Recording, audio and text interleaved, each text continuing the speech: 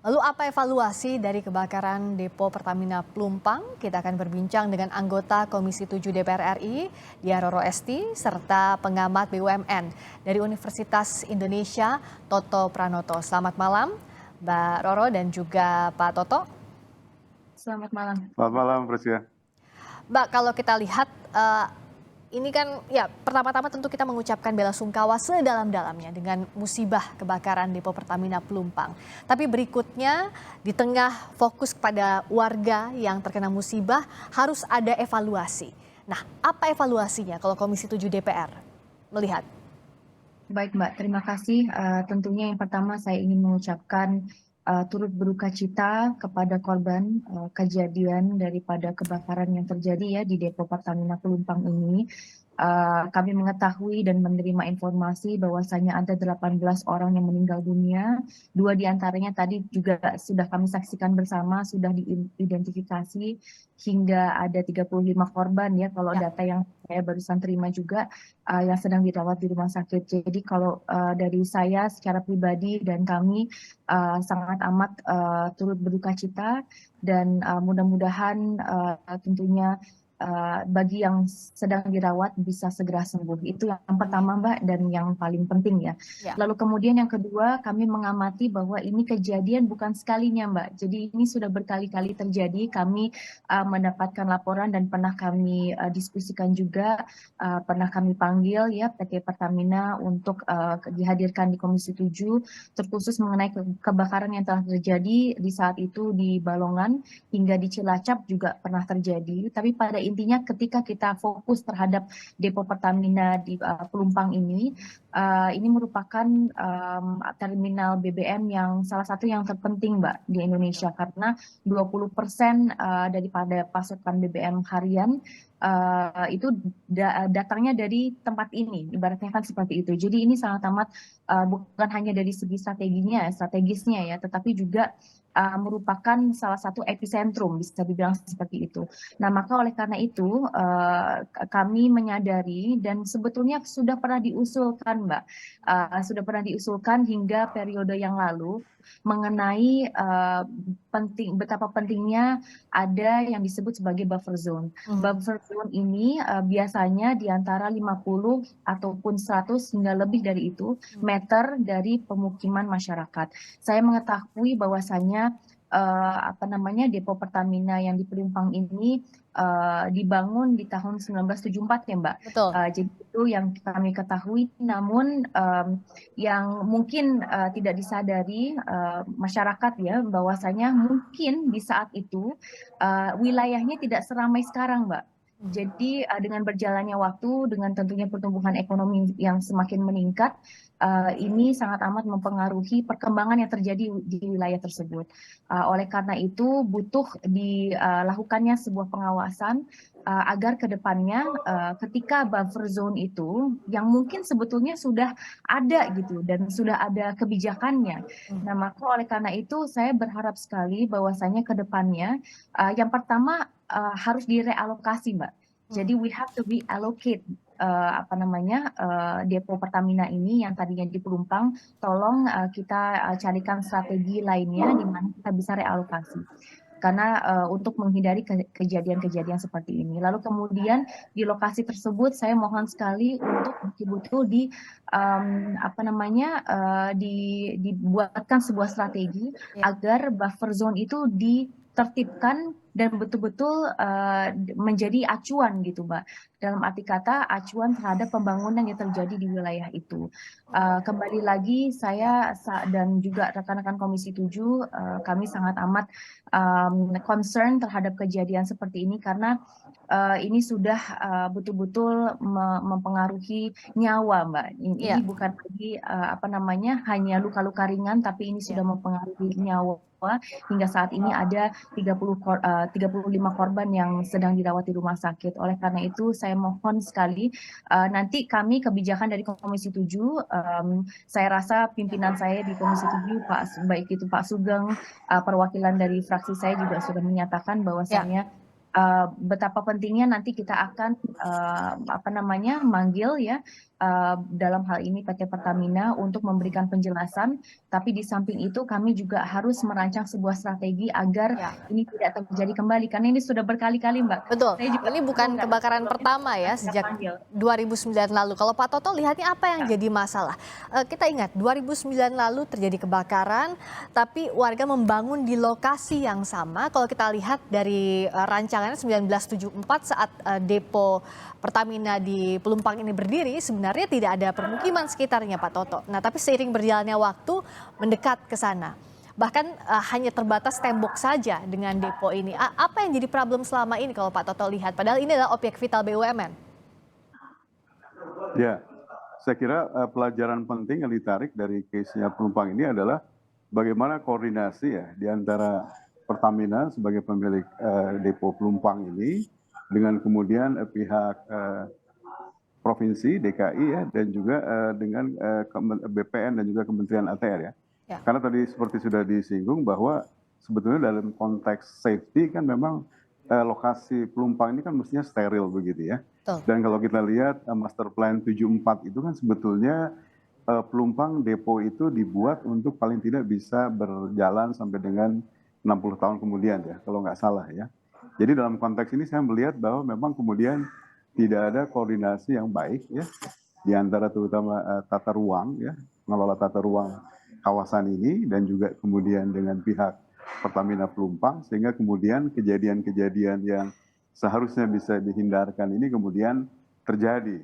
Jadi saya kira memang butuh suatu ketegasan. Jadi kalau memang suatu kawasan industri vital seperti Pertamina ini sudah dibuat untuk suatu masa waktu tertentu ke depan begitu, saya kira seharusnya kemudian tata ruang juga bisa dikoordinasikan dengan Pemda setempat ya. Jangan sampai kemudian masuk mendekati sampai objek vital tadi. Karena kemudian kalau timbul kejadian-kejadian seperti yang terjadi di Pelumpang terakhir ini, saya kira memang akan sangat membahayakan ya bagi keselamatan dari penduduk yang kemudian merangsek masuk sampai mendekati zona yang menurut saya cukup berbahaya karena benar-benar langsung berimpitan dengan Pelumpang itu sendiri. Jadi kata kuncinya menurut saya adalah koordinasi lebih lanjut terutama soal tata ruang ini sehingga keamanan safety dari beroperasinya objek vital seperti depo Pelumpang ini ke depan akan bisa diatur lebih baik. Kalau bicara soal koordinasi tata ruang, bicara soal keamanan, safety harusnya tegas. Tapi bicara soal faktor yang bersinggungan dengan sosial kemasyarakatan, Mbak Diah Roro, ini kan tidak semudah itu memindahkan dari titik A ke titik B begitu. Nah, bagaimana upayanya agar ini berjalan dengan baik pula, berjalan dengan smooth juga, masyarakat bisa bekerja sama karena ada alasan keamanan yang lebih besar bahkan untuk masyarakat agar tidak terulang lagi. Ya, jadi tentunya yang kami harapkan adalah bahwasannya despite kejadian ini ya Mbak ya, bahwasannya pasokan BBM itu tidak terlalu terpengaruhi. Saya yakin bahwa Pertamina pasti mempunyai strategi untuk mempertahankan pasokan BBM despite kejadian seperti ini. Namun di kedepannya saya sangat amat berharap bahwasanya proses transisi ketika memang kebijakannya nanti adalah untuk realokasi. Saya berharap nanti ada sebuah sinergitas yang tadi sudah disampaikan juga oleh Pak Toto, bagaimana lintas baik itu dari via kementerian hingga polisi, aparat ya, itu bisa betul-betul bekerja sama hingga sosialisasi kepada masyarakatnya, Mbak. Kadang-kadang kita sebagai warga itu tidak terlalu berpikir sepanjang itu gitu ya. Mungkin bagi masyarakat yang tinggal di wilayah itu mereka hanya sekedar melewati kawasan saja tanpa berpikir yang aneh-aneh atau Apa bahkan risikonya begitu ya? ini ataupun resikonya makanya. Nah, oleh karena itu saya berharap bahwa saya ke depannya perlu dilakukannya sosialisasi ya terkhusus untuk wilayah tersebut ya, wilayah di mana depo tersebut sedang beroperasi. Lalu kemudian masyarakat di sekitarnya harus mengetahui konsekuensi untuk tinggal di wilayah itu tuh apa saja. Nah, di samping itu harus betul-betul direncanakan dari segi buffer zone yang telah saya sampaikan sebelumnya itu Mbak. Jadi 50 hingga 100 meter dari wilayah itu baru diperbolehkan ada pemukiman dan lain sebagainya, di mana masyarakat tentunya berada di sana. Nah, oleh karena itu kembali lagi sosialisasi hingga integrasi lintas, baik itu kementerian, lintas pihak lah ya Mbak ya, harus bekerja sama agar dapat mensukseskan hal ini ke depannya. Bicara soal evaluasi, bukan hanya bicara salah menyalahkan, tapi siapa yang bertanggung jawab dan bagaimana agar tidak terulang kembali. Kita akan bahas ini masih di Breaking News Kompas TV. Kami kembali sesaat lagi. Pak Toto, ini kan jangan sampai evaluasi ini datang ketika ada musibah, itu yang tidak kita inginkan. Tapi sejauh ini apa saja kendalanya, apalagi soal pengamanan objek vital BUMN, Pak Toto?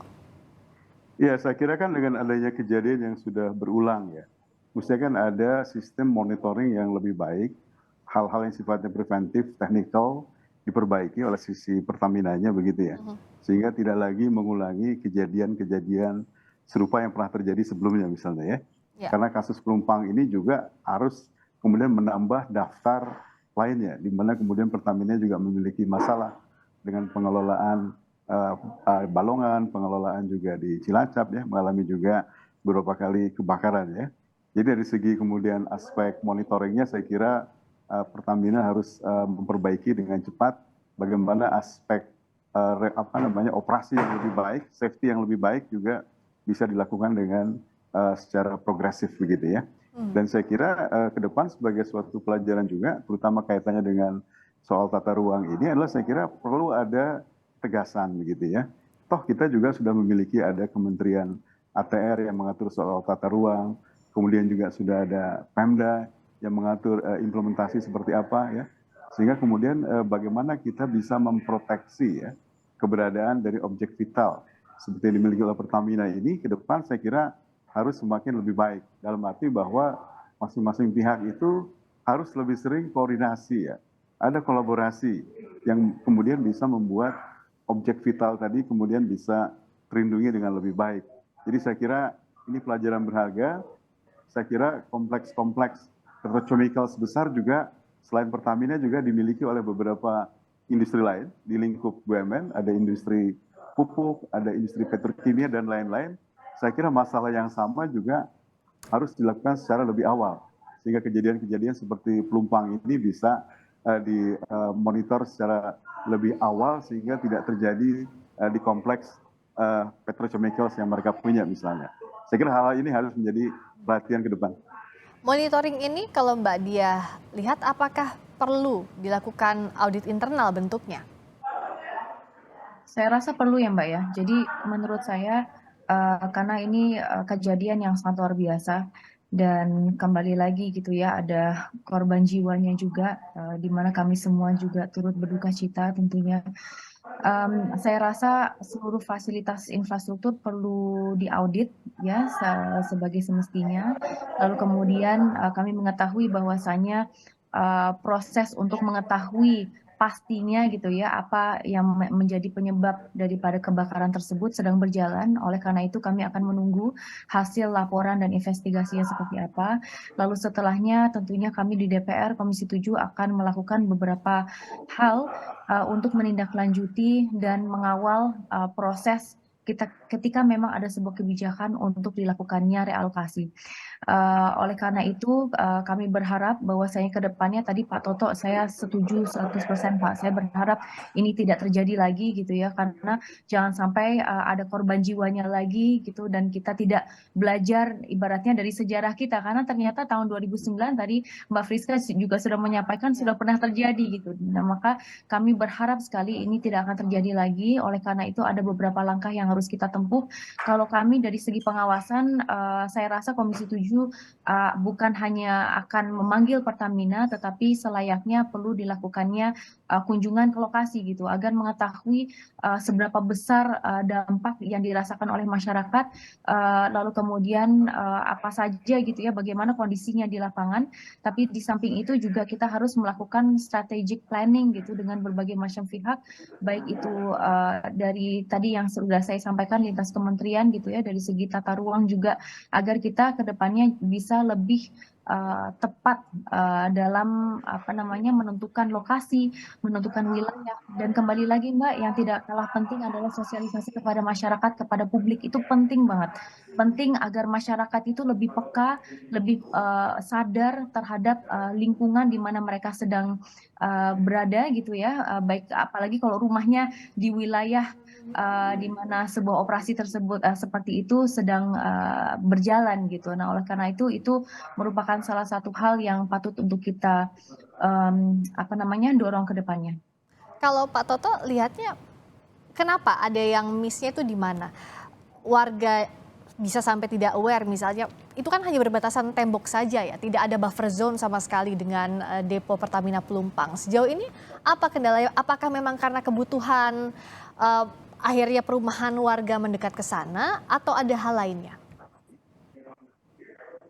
Ya, saya kira kan master plan dari Pelumpang itu sudah cukup jelas ya, Ya. buffer zone-nya ada pada jarak seberapa aman begitu ya. Betul. Jadi kalau kemudian pemukiman semakin mendekat ke arah depo ya saya kira ada yang salah di sini. Sudah jelas-jelas bahwa itu melanggar prinsip safety dari pengoperasian Pelumpang. Jadi kemudian yang perlu dipertanyakan adalah kemudian siapa otoritas yang memberikan izin sehingga kemudian pemukiman semakin mendesak ke arah depo Pelumpang tersebut ya. Sehingga kalau kita bicara di sini kan tentu ini melibatkan banyak pihak ya. Betul. Tentu ada Pemda di sini ya. Di situ juga ada BPN, Kementerian ATR. Kemudian di situ juga tentu ada Pertamina. Tentu Pertamina juga Pelumpang sudah bicara sebetulnya mungkin ya dengan pihak-pihak terkait bahwa situasi ini amat sangat berbahaya, tidak menguntungkan bagi kalau kejadian-kejadian seperti insiden ini terjadi begitu ya. Tapi saya nggak tahu sejauh mana sebetulnya komunikasi ini sudah dijalin sampai kemudian betul-betul kondisinya sangat berbahaya di mana pemukiman sudah menempel pada depo Pelumpang itu sendiri ya. Jadi kalau sampai ada kejadian besar seperti ini memang tidak bisa dihindarkan lagi, pasti korban akan berjatuhan. Jadi saya kira pelajaran nasional ke depan memang untuk soal-soal seperti ini, regulasi saya kira harus sangat strict diberlakukan ya. Bahwa itu adalah daerah zona bahaya sehingga nggak mungkin begitu loh pemukiman akan terus mendesak sampai ke wilayah objek vital seperti Pertamina Pelumpang ini. Saya kira koordinasi harus lebih jauh dilakukan di antara para pihak. Regulasi dan koordinasi. Terakhir singkat saja dari DPR, Mbak Diah, apa jangka pendek, jangka menengah, jangka panjang yang bisa dilakukan? Karena ini kan berpacu dengan waktu. Kalau kita bicara soal 2009 lalu, baru berapa lama setelah kebakaran, seminggu 2 minggu sudah dibangun lagi perumahan di titik yang sama. Nah, ini apa saja yang harus dilakukan, backup plan-nya atau bahkan master plan-nya begitu? Baik, kalau dari jangka pendek kembali lagi ya Mbak ya, kalau kami di DPR sudah wajib itu kita harus mengundang Pertamina untuk rapat dengan kami untuk mengetahui secara kronologi kejadiannya seperti apa, lalu kemudian kita juga harus mencari titik temu dalam arti kata itu tadi Pak Toto juga sudah menyampaikan gitu, siapa yang sebetulnya memberikan izin kepada masyarakat untuk tinggal di daerah situ. Padahal ada sebuah peraturan yang saya rasa sudah ada kok konsep buffer zone itu gitu loh. Ketika depo Pertamina ini sudah dibuat ataupun dibangun di tahun 1974 tersebut. Nah, oleh karena itu kita harus betul-betul mengetahui siapa yang tanggung jawab. Lalu kemudian step-step berikutnya adalah ketika nanti kita bisa mencari titik temu di mana mungkin ada selayaknya harus dilakukannya realokasi, ya kan? Di wilayah mana, ya ditujukan di wilayah mana itu patut untuk kita diskusikan bersama, menyangkut berapa orang, lalu kemudian kita juga harus mengetahui master plan dari segi jangka waktu yang dibutuhkan, gitu. Dan yang tidak kalah penting adalah kembali lagi Mbak berkaitan mengenai pasokan BBM. Kami berharap tidak terpengaruh ya dari kejadian ini. Kami berharap bahwasanya pasokan BBM bisa tetap stabil seperti selayaknya harus seperti itu gitu ya. Lalu kemudian di samping itu kembali lagi kita harus lebih detail dalam melakukan pengawasan dan kembali lagi sosialisasi Mbak, sosialisasi kepada publik dimanapun nanti akan diletakkan gitu ya, wilayah operasi seperti ini layak dan harus wajib disosialisasikan dengan baik kepada publik, dan publik harus mengetahui secara mendetail dan konsekuensi ketika walaupun peraturan sudah ditetapkan, tetapi kalau dilakukan sebuah pelanggaran, mereka harus paham mengenai konsekuensi itu. Dan saya sih berharap berharap Mbak bahwasanya tidak akan ada lagi Ya. rumah yang sedekat itu gitu dari apa namanya wilayah operasinya. Regulasi yang tegas, koordinasi lintas pihak, agar kita sama-sama berharap tidak ada kejadian ketiga, 4 kalinya dan tidak ada lagi korban yang jatuh seperti musibah ini. Terima kasih atas waktunya sekali lagi anggota Komisi 7 DPR RI Diah Roro Esti. Terima kasih Pak Toto Pranoto, pengamat BUMN dari Universitas Indonesia, telah bergabung di Breaking News Kompas TV.